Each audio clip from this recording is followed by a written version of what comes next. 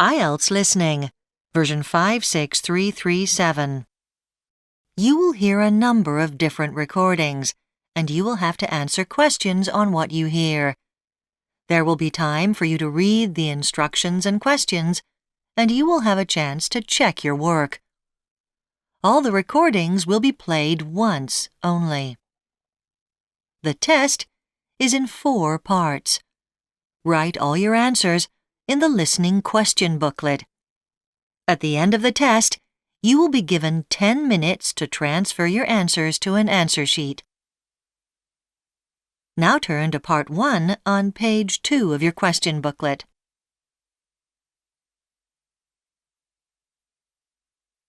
Part 1. You will hear a woman talking to a man about hiring a room for a party. First, you have some time to look at questions 1 to 7.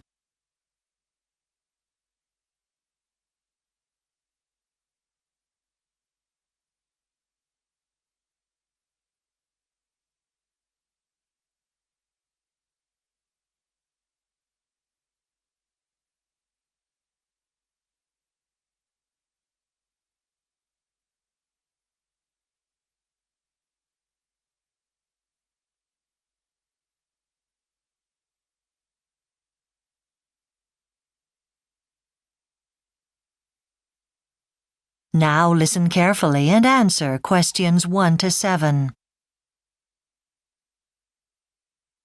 Good morning, the Function Company. Can I help you? Hi, a friend told me that you can arrange rooms for hire for parties and things like that. That's right. We have about 10 hotels on our list and we hire out function rooms on their behalf. Are you having a party? Yes, it's for my birthday, my 21st. OK. First of all, can you tell me how many people you're inviting? I'm not sure yet. It depends on the cost. OK. Well, the Exchange Hotel might be a good choice for you. They have a room which will seat up to 45 and will take 65 people standing. Are you going to have a meal or just a buffet? I think a buffet. It doesn't have to be a sit-down meal. I don't know the Exchange Hotel. Can you tell me a bit more about it? Well, it was built about 150 years ago. We regularly arrange parties there. They have a room for hire on the 5th floor. It's not the most central hotel, but it's very easy for people to find. It's very popular for wedding parties, so I'll have to check if it's available. OK. Is the room nice? Have you seen it? I have. It's quite big and very light, but the best thing is that it has a wonderful view. On a fine evening, you can see for miles. Oh, sounds good. How much is it? It's £32 a head. That includes the hire of the room and the standard buffet, but not drinks. And you have to have at least 35 guests. Well, that won't be a problem. We're likely to be more than that. Can you tell me when it's available? I can check that for you. Which dates are you looking at? Ideally the middle to end of April. Weekends. Let me see. They can do any Saturday in April, but not Fridays or Sundays. OK. But if I want something bigger, what would you recommend? There's the Limerick Hotel. How do you spell that? Oh, I'm taking notes. It's Limerick. There's a large room there which seats up to 75 people, or there's room for 125 standing. Oh, I expect we'll be standing. Where is it? It's in the business district, so public transport's good. It's got a large car park too, though. The room's on the ground floor and it's recently been refurbished. Is there a garden we could use if we're on the ground floor? There's a small one that would be available. Oh, sounds nice, especially if it's a warm evening. And the cost? The buffet is £36 per person. Shall I check availability in April for you? Yes, please. OK. You said weekends, didn't you? Yes. No Fridays again, and it's not free on the first Saturday. That's the 6th. But it's free on the 13th and 20th. Thank you. Before you hear the rest of the conversation, you have some time to look at questions 8 to 10.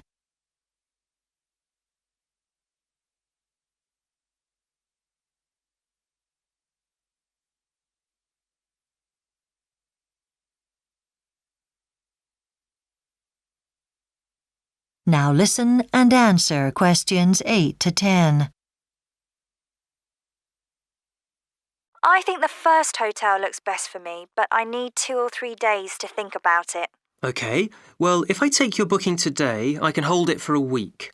So if you want to change your mind or have a look at other possible hotels, we can do that. To confirm the booking, I then need a deposit of 35%. You pay the other 65% 10 days before the party. OK, and when do I have to confirm numbers? The number of guests needs to be confirmed 5 days before the party, and you also have to decide which menu you want then. That sounds OK. I'll ring you on Monday. Is this your direct line? 368207? I'll be out of the office on Monday, but you can call me on my mobile phone on 044 2986 11. All right. I've got all that. I'll ring you back later. Thanks. Bye then. That is the end of Part 1. You now have 1 minute to check your answers to Part 1.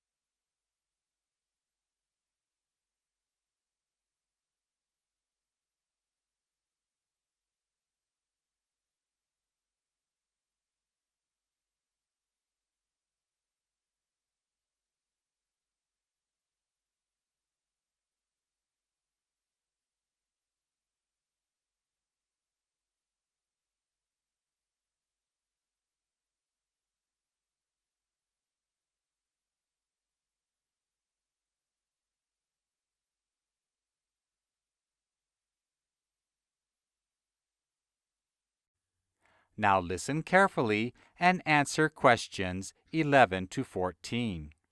Welcome to our holiday special. Today I'll be talking about a new cycle route in this area called the Amsden Way. It's well signposted so you can see exactly where to go. And it's an easy route with no steep hills. It's 35 kilometers long from Amsden to Lowington and consists partly of cycle paths and partly roads. Let me outline the route briefly, starting at Amsden Railway Station. The first part is a cycle path running eastwards, roughly parallel to the rail track. Almost immediately, the railway curves away and goes around the southern side of a little lake. But the cycle path takes the northern route around the lake. Keep your eyes open for the swans that nest there. The path then joins the road, and the next landmark is a group of massive rocks which tower over the countryside. You will see them to the east of the road just before the road goes under the railway. They are very impressive. Soon, you'll come to a fork in the road where you're going to leave the road and head off toward the river. But if you want to make a detour to Colleen Nature Reserve, go straight on instead of leaving the road here. Continuing along the cycle path, you'll reach the River Cleeve. The cycle path follows the river southwards. After a bit, you'll see the Ashington China Factory, which closed in 1962. When you get there, there's a bridge over the river, and you carry on with Langton Forest to the south and farmland to the north. The route ends at Langton Village, where you'll find a railway station. So you can either catch the train here or cycle back to Amsden. Before you hear the rest of the program, you have some time to look at questions 15 to 20. Now listen and answer questions 15 to 20. One point to remember when you're cycling on the Amsden Way is that you should keep your eyes open for sheep which occasionally stray onto the cycle path from adjoining fields. So be careful to avoid accidents. The path is well constructed, so it's not affected by wet or muddy conditions. There might be the odd car or tractor when you're cycling on roads, but most traffic has been diverted to the main road that bypasses the whole area. Now, a bit more about some of the places you'll see. The starting point, Amsden Station, was quite busy in the early 20th century with services to several major cities. But it was closed in the 1950s. And actually, a small company was set up to turn it into a sort of railway museum, maintaining it in the style of the 1950s. And the station was ready for trains to start using it again earlier this year. It's only used by a few local trains, though. There's a visitor's center at the station which has a small exhibition about the history of railway transport all over the world, and a facility for hiring bikes if you don't have one of your own. There's also a small shop just across the road from the station that sells refreshments.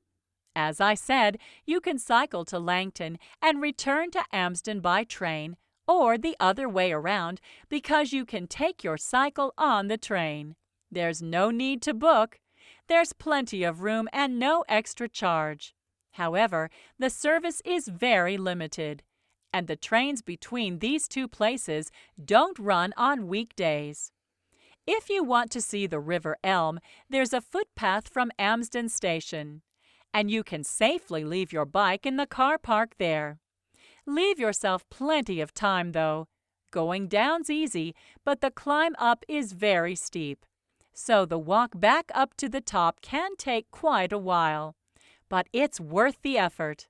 The scenery is wonderful, and the footpath runs right next to the river, down to a waterfall. Finally, if you'd like to do some more cycling in the area, there are lots of other cycle paths. We'll be talking on the radio about them, and you'll be able to get full details in the Saturday edition of the local paper. The National Cycle Network also has some details on their website, although I have to say they don't have many local ones yet. But that may change.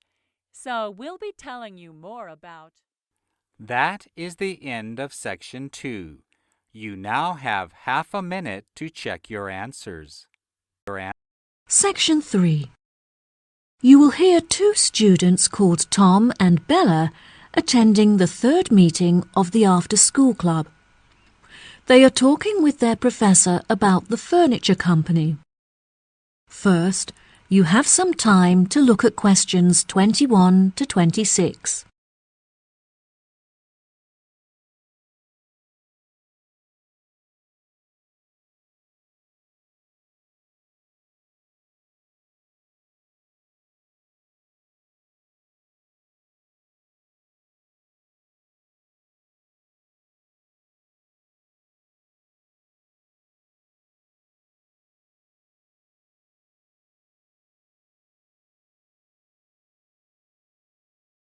Now, listen carefully and answer questions 21 to 26. Before we start, Tom and Bella, thanks for coming in today to talk about the key case studies that will help you to understand your classwork better. Now, I hope you've read the notes I gave you last week on the furniture company Willows, as this will be the focus of our discussion today. Let's begin. Who can tell me what the current focus of the company's business is? The company used to be very large, with many retail outlets across the country. However, since the recession, there have been fewer people spending money on furniture, and so the company was forced to close all of its outlets, and now only operates online. Well done, Tom. Bella, can you add anything?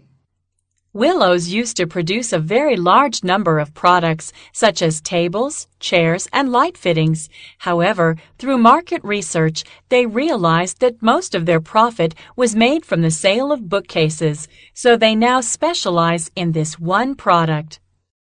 Very good. Does anyone know how our department began its contact with Willows? Did you contact the company, Professor? No, Tom, it wasn't through me. Our headmaster saw an article that the manager had written in the newspaper and became very interested in the company. He contacted Willows and arranged for a student to work there full-time during the summer. Yes, exactly. Does anyone know what the student thought of their time working at Willows? Yes, he is a friend of ours. He worked as a member of the design team, creating technical drawings of the furniture using a computer. There was a special software that he used, which he said had a bad interface and was very difficult to predict. However, it was very efficient and helpful for quickly drawing up furniture designs. How interesting. Yes, it was. We both visited him whilst he was working there, and he showed us around. Unfortunately, visitors were not allowed to access the IT department, but it was great to chat with his colleagues. Did you meet his manager? His manager is a very busy man, so he didn't have time to meet with us. However, we were allowed to inspect the accounts, which really helped us to understand the effects of the software on the company. Well, what an exciting experience. Now, before I forget, next week I'll be conducting face-to-face interviews with each of you to prepare for job interviews. Can we do it as a group? I'm afraid not, Bella. I want to give each of you my undivided attention, and there will be too much disturbance if I interview you all together. Plus, it will be more realistic if I interview you alone. Have you finished writing the feedback on our exam results, Professor? Yes, I have, Tom, and I must say that I was not disappointed. I am glad to say that your performance has dramatically increased since you began attending this after-school club, and you have both scored above the average. If you continue to work hard, your results should soon improve significantly. Before you hear the rest of the conversation, you have some time to look at questions 27 to 30.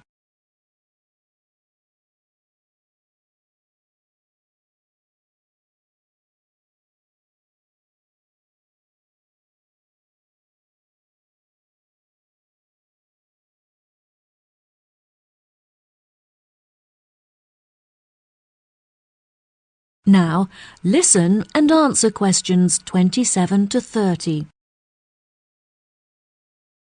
Now, back to our discussion about Willows. Can anyone tell me what business decisions might benefit the company? A new system would definitely benefit Willows. Their system is very outdated. I don't think it would help them to gain more profit. However, the system is capable of doing the work of hundreds of people. This would, therefore, significantly lower labor costs. I agree. Unfortunately, unless they also replace the machinery in their workshop, the new system won't reduce the production time. That is a shame. If they can't reduce their production time, they won't be able to increase sales. The answer is to hire more staff in order to increase the efficiency of the production line. Yes, you have both made interesting points. Now for one final question before we finish this week's session. How will new clients be affected by the new system? Unfortunately, the new system does not allow clients to connect to the Willows system from home, so they are unable to access their work online. This also means that the system presents no opportunity to attract more contacts, since clients are unable to view it from their homes. Yes, that's true. However, it could definitely benefit clients who visit the showroom. The system is very interactive and allows clients to easily browse the furniture catalog, which will save them a lot of time. It's a shame that staff are still needed to guide clients through the online system, as it means that no savings can be made in labor costs. I think the major benefit of the new system is that it enables staff to design the furniture in front of the client, which allows them to get a lot more involved in the design. Bravo! You've both contributed fantastic points to our conversation. That concludes our session for today. I'll see you next week. That is the end of section 3. You now have half a minute to check your answers.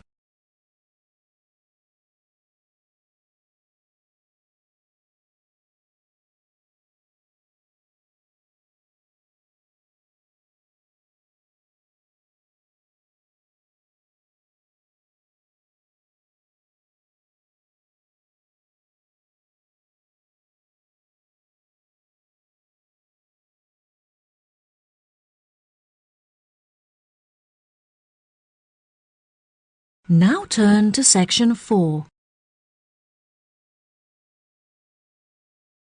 Part 4.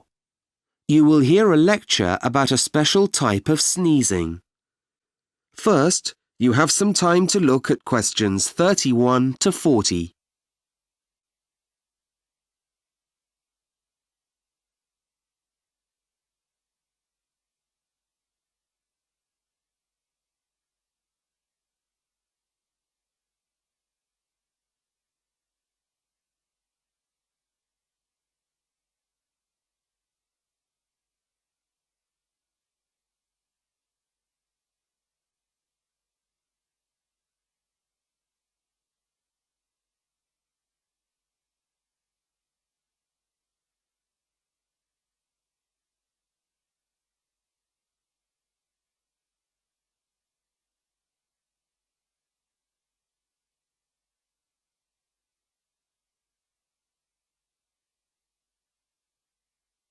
Now listen carefully and answer questions 31 to 40. Welcome to this lecture in the health sciences intended to inspire you and get you thinking about your research project. Today, I want to show you how even ordinary human behavior like sneezing, which normally happens when you get a cold, may be worth studying. Have you ever been walking outside when a bright shaft of sunlight hits you between the eyes? The reaction of some people is immediate. An unpleasant prickling in the nose, an increase in their breathing rate, and an uncontrollable watering of the eyes. Then, almost as quickly, they sneeze and gain relief. This may happen every time they go into the sun. This so-called photic or light sneeze is a reflex, which means it can't be controlled, and it's very common. Anything between 1 in 10 and 1 in 3 people might be affected. In fact, a sneeze is triggered by an irritation of some sort in the linings of the nostrils. The result is a cascade of reactions, beginning with the stimulation of the nerve endings all over the face, and generating an explosive expulsion of air at up to 95 miles an hour, like an extremely localized personal hurricane. The body's coordination of such reactions is complicated and belongs to the subconscious control hardware that regulates other things, for example, tears in the eyes.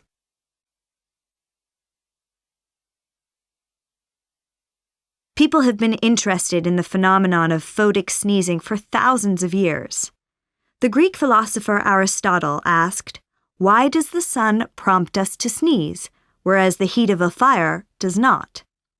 A partial answer came 2,000 years later, when the English philosopher Francis Bacon showed that his photic sneeze had nothing to do with heat. If he closed his eyes when going into the sun, he didn't sneeze even though the heat was still there. Henry Everett, a consultant psychiatrist at Johns Hopkins University Hospital in Baltimore, was the first to make a systematic attempt to understand the condition. Noting in 1964 that 30% of the staff employed in the medical department were photic sneezers, Everett did some further investigation. He found that while 80% of sneezers reported other sneezers among their relatives, only 20% of non-sneezers did.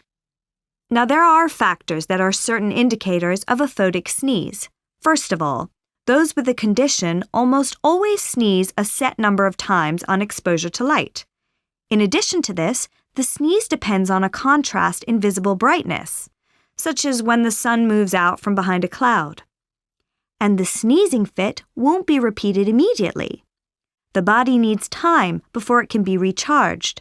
So if you go back into a darkened space and then immediately re-enter bright light, you will not sneeze again. Now on to possible applications of research in this area. The photic sneeze had long been overlooked because its effects are generally less than serious, although the government did once study it as a risk factor for pilots. Yet work on such a simple disorder might lead to important discoveries on more acute conditions such as migraine or epilepsy, which are also caused by cross wires in the nervous system. That is why I encourage you to select something similar for your first investigative medical project. It could be the beginning of something even more useful. Now let's talk about the project timetable. That is the end of Part 4. You now have 1 minute to check your answers to Part 4.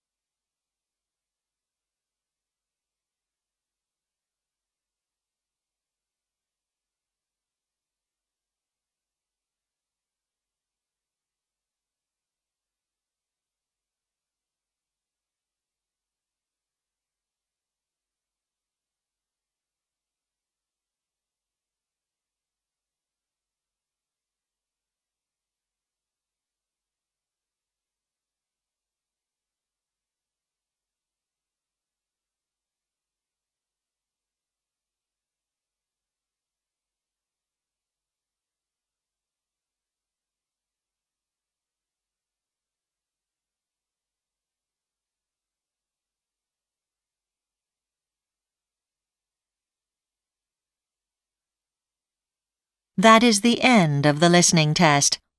You now have 10 minutes to transfer your answers to the listening answer sheet.